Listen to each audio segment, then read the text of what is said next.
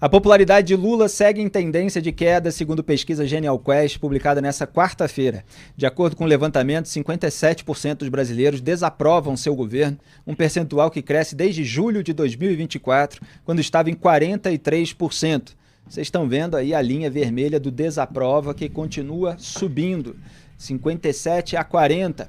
Os que aprovam a gestão do petista, então, são 40% e eram 52% em dezembro de 2024, a partir de quando a aprovação passou a cair continuamente, como vocês estão vendo ali na linha azul em queda. Apenas 3% dos 2.004 ouvidos em 120 municípios de 29 de maio a 1º de junho não souberam responder à pergunta. Além disso, 43% disseram ter uma avaliação negativa do governo Lula, eram 41% em março, contra 26% que o enxergam de maneira positiva, eram 27% em março, e 28% que consideram regular, eram 29% em março. O levantamento também aponta que entre as pessoas que se dizem sem posicionamento político, nem à direita, nem à esquerda, nem bolsonarista, nem lulista, a desaprovação do governo Lula é de 61%. Como vocês podem ver na parte central do slide, que está aí na tela. Olha só, não tem posicionamento, 61% ali na linha vermelha desaprovam o Lula. Nós separamos também um recorte da pesquisa que indica que 31% da população enxerga a gestão do petista como principal responsável pelo escândalo do INSS. Olha aí, quem é o responsável? O governo Lula, 31%, INSS, 14%, entidades que fraudaram a assinatura, 8%, governo Bolsonaro, 8%, aposentados que não conferiram os descontos antes, 1%.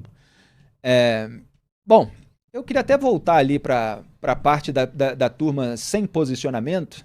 Pode deixar um pouquinho na tela, porque o Duda Teixeira, inclusive, escreveu sobre esse ponto, não foi? Que os isentões repudiam o Lula.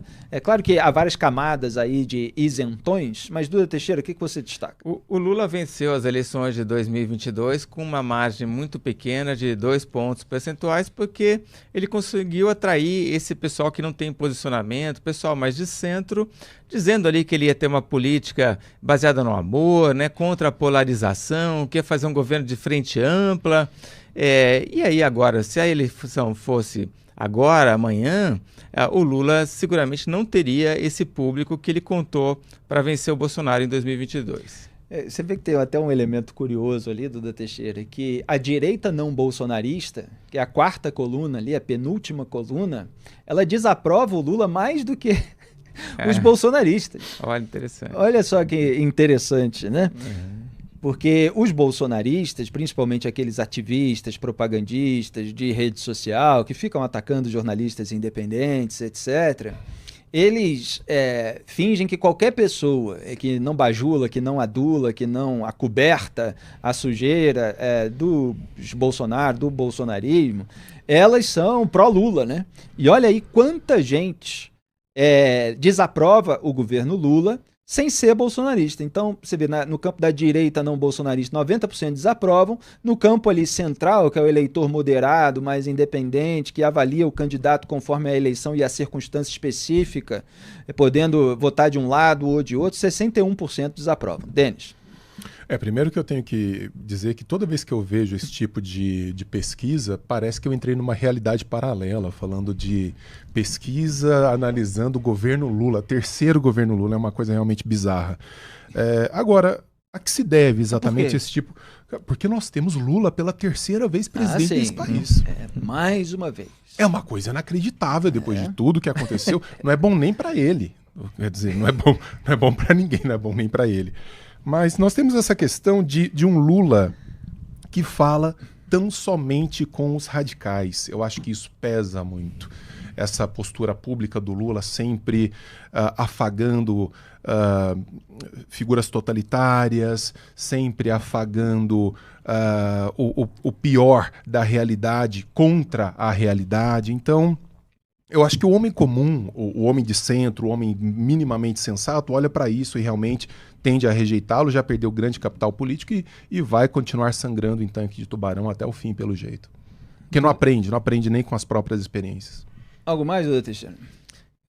O interessante também nessa pesquisa é que o Lula não conseguiu colar no Bolsonaro a culpa pelo escândalo do INSS, né? As pessoas, a maioria diz ali que a culpa é do governo Lula. Depois tem uma listinha ainda, só depois que vem o governo Bolsonaro, né? E, enfim, o Lula não consegue, eu já comentei aqui, se desvencilhar do passado dele ligado à corrupção. Porque a alegação, quando vem do Lula, ela fica muito falseada, porque os descontos indevidos, eles aumentaram no volume muito grande nos primeiros anos do governo Lula. Quem está no poder nesse momento em que estourou o escândalo é o Lula. Então, assim, a gente fez o histórico, eu fiz a cronologia para mostrar exatamente, inclusive, o que eu mostrei hoje em relação ao caso do Léo Lins. É que o bolsonarismo, para fechar os flancos, fechar as margens, para combater aquelas brechas que a esquerda usa, ou que as pessoas usam para fazer o contrário do que eles pregam, é muito incompetente. Foi incompetente no Congresso Nacional para fechar as brechas em relação a esquema de associação de aposentado. Bolsonaro sancionou 3 vezes o adiamento, né, e a última sanção foi pela extinção da previsão de recadastramento frequente de afiliados. Eu mostrei toda essa cronologia, os relatores eram bolsonaristas ou pessoas que não eram do PT, incorporaram ali as demandas da esquerda e o bolsonarismo não impediu, e o Bolsonaro sancionou. Então ficou uma brecha ali. Assim como deixaram, como a gente viu no programa de hoje, uma brecha para que juízes decidissem contra humoristas. Não é que é uma imposição para que o juiz decida dessa maneira, mas fica a brecha, fica ainda mais propício, fica ainda mais pressão, inclusive, sobre os juízes para que decidam dessa maneira se a legislação tá dizendo aquilo. Então, para fechar esses flancos, durante o próprio governo Bolsonaro, o bolsonarismo é muito ruim. Agora, quando a gente está falando de decisões tomadas, de escândalos que acontecem no governo do PT, é óbvio que a percepção da sociedade, porque quem é o autor do esquema são as pessoas que foram indicadas nesse governo, ou são pessoas, enfim, de outra linha, então elas são mais responsáveis por aquilo no sentido direto, imediato, né? Por aquilo que é mais grave. O que a gente muitas vezes lembra e critica por que o bolsonarismo é tão incompetente, por que não fechou essas brechas, né? Ele não diz que vai combater a esquerda, que combate a direita, mas parece que está mais preocupado com lacração, etc. Então os esquemas acontecem porque também tem muita gente que não faz o dever de casa. Agora, quem é mais culpado no caso do INSS? É óbvio que é a pessoa responsável ali pelo esquema. E, claro, o governo de turno.